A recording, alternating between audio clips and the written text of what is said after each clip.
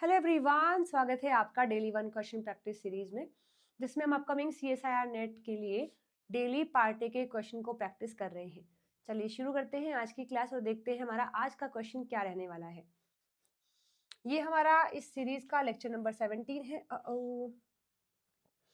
Lecture number 17 है और आज ये क्वेश्चन प्रैक्टिस करने वाले हैं जो कि CSIR नेट लाइफ साइंस जून 2025 का क्वेश्चन है और ये मैंने कल आपको होमवर्क में भी दिया था। आज इसी क्वेश्चन को ट्राई करते हैं। एक बहुत ही बेसिक से कॉन्सेप्ट पर ये बेस्ड क्वेश्चन है। चलो देखते हैं। देखो लिखा है कि यहाँ पर दिया है the population of a town over the year 2002 to 7 is shown in the given figure.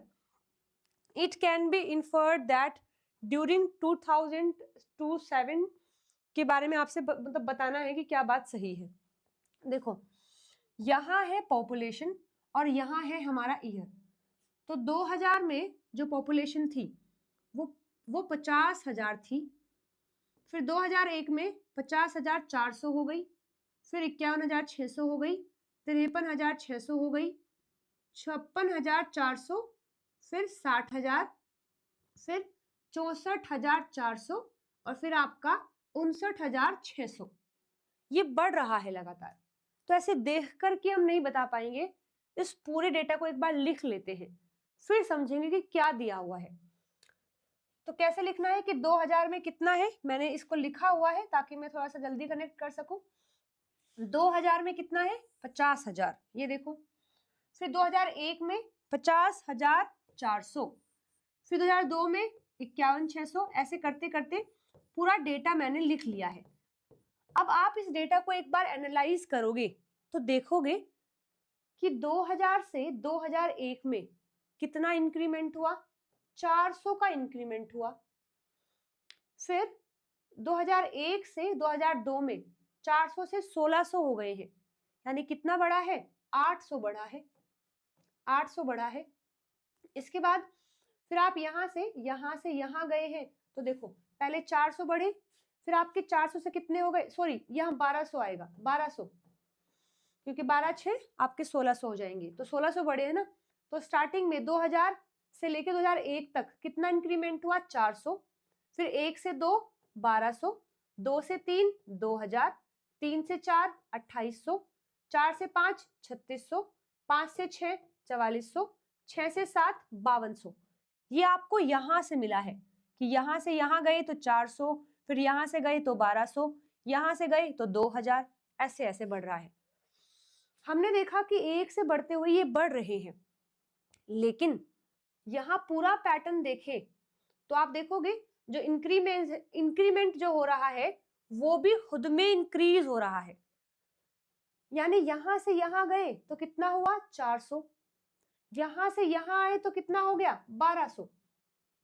यानी जो इंक्रीमेंट हुआ है ना पहले में, उस पर और इंक्रीमेंट हो गया है। फिर यहां से यहां गए, इस पर और इंक्रीमेंट हो गया है। तो इस तरीके से आप देखोगे 400 से 1200, 2000, 2800, 3600, 4400, 5200। इसका मतलब क्या है, जो इंक्रीज है वो खुद भी इंक्रीज हो रहा है। इसको कंपाउंडिंग एक तरीके से आप बोल सकते हैं।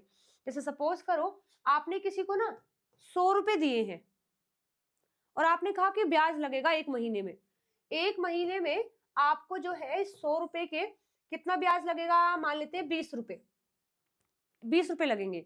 तो ये 100 रुपए उसने पे नहीं किए ना, 20 रुपए दिए, तो अब उसका जो रकम है वो कितना हो गया, 120 हो गया है। मतलब उसे 100 रुपए उसने लिए थे, उसको 100 वापस देने थे, बट उसे 1 महीना हो गया उसने 100 रुपए नहीं दिए, तो उस पर ब्याज लग गया और वो 120 हो गया है। अब जो अगला ब्याज लगेगा ना वो 120 पर लगेगा, ना कि 100 पर। तो अगर मैं कहूं कि जितनी भी रकम, जितना भी मनी मैंने दिया था उसका ना मैं जो है 20% इंटरेस्ट ले रही हूं, तो 100 का 20% हो गया, 100 का 20% 20 हो गया है, इसलिए 120। तो अब जो आप दोगे ना, जब आप आगे मतलब डिस्काउंट वो इंटरेस्ट लगाओगे वो 120 पर लगेगा, ना कि 100 पर। इसे कंपाउंडिंग बोलते हैं। यानी जो इंक्रीमेंट हुआ है ना वो खुद भी इंक्रीज हो रहा है। तो यहां भी ऐसा है कि यहाँ से मतलब 2002 से 1 में कितना बढ़ा, 400, फिर 1 से 2 में 400 से भी बढ़ गया है, फिर 2 से 3 में जो 400 से 1200 हुआ था उसका भी बढ़ गया है। यानी जो इंक्रीज है वो खुद भी इंक्रीज कर रहा है। यहां से यहां तो इंक्रीज हो ही रहा है, जो इंक्रीज हुआ है अगली बार वो भी इंक्रीज हो गया है। उम्मीद करती हूँ आप समझ गए होंगे। तो यही है कि देखो यहां से 2000 से आप 1 में गए, कितना बढ़ा, 400 बढ़ा, फिर आप 1 से 2 में आए ना यहां भी बढ़ा है, लेकिन 400 और बढ़ गए हैं, मतलब 400 और इंक्रीज करके आगे बढ़े हैं। तो ये है। और आप देखोगे हर साल जो डिफरेंस आपको दिखाई देगा वो 800 का होगा। जैसे यहाँ 400 है, यहाँ 1200, कितने का डिफरेंस आएगा, 800 का। फिर 1200 से 2000 कितने का डिफरेंस, 800 का। 2000 से 2800 कितना डिफरेंस, 800 का। 2800 से 3600 कितना डिफरेंस, 800 का। तो ये है, इसे क्या बोलते हैं, फर्स्ट जो डिफरेंस है वो तो हमारा कांस्टेंट नहीं है, लेकिन जो सेकंड डिफरेंस है वो कांस्टेंट है। फर्स्ट डिफरेंस क्या है, 400 से 1200, 2000, 2800, 3600, ये तो कांस्टेंट नहीं है ना कि 400 है फिर 1200, 2000, कांस्टेंट नहीं है। लेकिन जो सेकंड डिफरेंस है कि इन दोनों के बीच का जो डिफरेंस है वो 800 है, फिर इसका है 800 है, इसका है 800 है, इसका है 800 है। तो सेकंड डिफरेंस तो अपना कांस्टेंट है, लेकिन जो फर्स्ट डिफरेंस आ रहा है वो कांस्टेंट नहीं है। और इसको डिफाइन करने के लिए आप क्या बोलते हैं कि जो रेट ऑफ इंक्रीज है ना पॉपुलेशन का, वो लीनियरली इंक्रीज हो रहा है। रेट इंक्रीज हो रहा है लीनियरली। अब अगर आपको बाकी ऑप्शन में कंफ्यूजन है तो मैं समझा देती हूँ। देखो फर्स्ट में क्या लिखा है, द पॉपुलेशन इंक्रीज लीनियरली।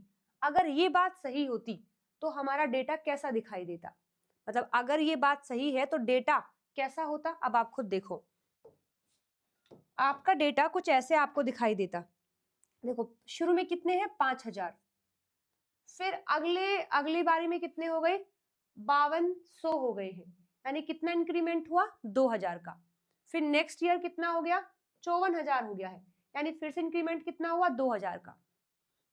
अगर ये लीनियरली ग्रो कर रहा होता तो आपका डेटा कुछ ऐसा होता, यानी हर साल एक कांस्टेंट नंबर से चीजें बढ़ रही होती हर साल।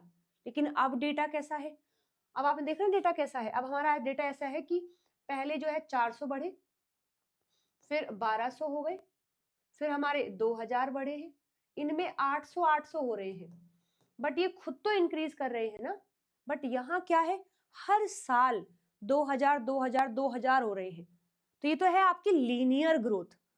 और अगर इंक्रीमेंट भी इंक्रीज हो रहा है तो उसको रेट कहेंगे, कि जो रेट है वो लीनियरली आपका ग्रो कर रहा है। लीनियरली क्यों, क्योंकि हर बार जो इंक्रीज कर रहा है वो 800 के लेवल पे कर रहा है, इसलिए आपका फर्स्ट ऑप्शन करेक्ट नहीं है।